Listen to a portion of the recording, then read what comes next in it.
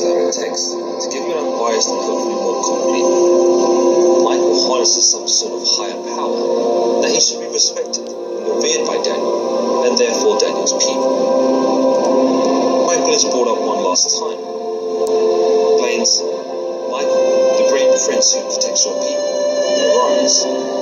There will be a time of distress, such as has not happened from the beginning of nations until then. But at that time,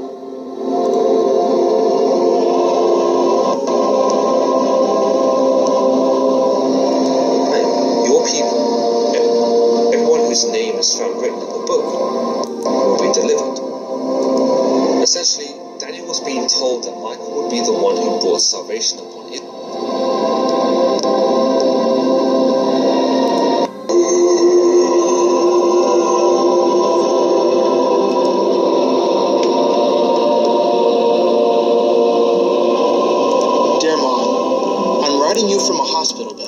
Don't worry, Mom. I'm okay. I was wounded, but the doctor says I'll be up in no time.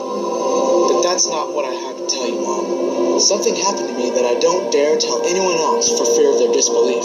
But I have to tell you, the one person I can confide in, though even you may find it hard to believe. You remember the prayer to St. Michael that you taught me to pray when I was little? Michael, Michael of the morning. Before I left home for Korea, you urged me to remember this prayer before any confrontation with the enemy. But you really didn't have to remind me, Mom. I've always prayed it. And when I got to Korea, I sometimes said it a couple times a day while marching or resting. Well, one day, we were told to move forward to scout out for commies. It was a really cold day. As I was walking along, I perceived another fellow walking beside me, and I looked to see who it was. He was a big fellow, a Marine about 6'4", built proportionally. Funny, but I didn't know him, and I thought I knew everyone in my unit. I was glad to have the company, and broke the silence between us.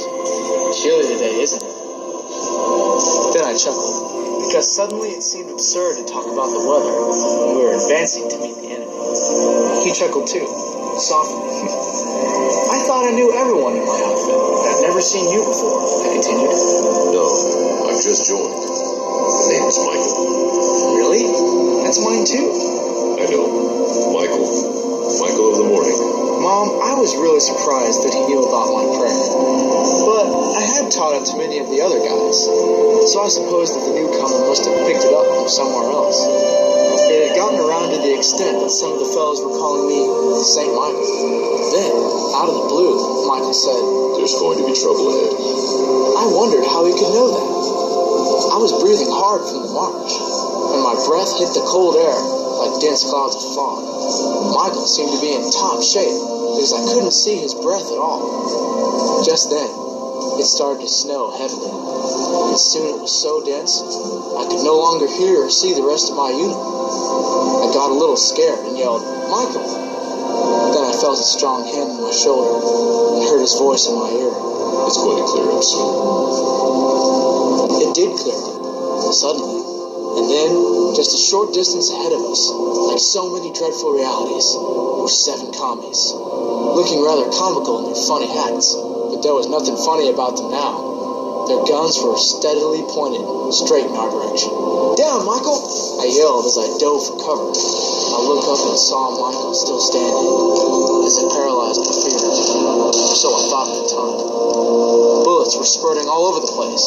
Mom, there was just no way those commies could have missed at that short distance. I jumped up to pull him down. Then I was hit. Someone was laying me down. Strong arms were holding me and laying me gently on the snow. I opened my eyes. The sun blazed in them.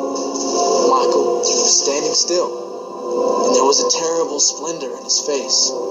Suddenly, he seemed to grow, like the sun, the splendor increasing intensely around him, like the wings of an angel. As I slipped into unconsciousness, I saw that Michael held a sword in his hand, and it flashed like a million lights.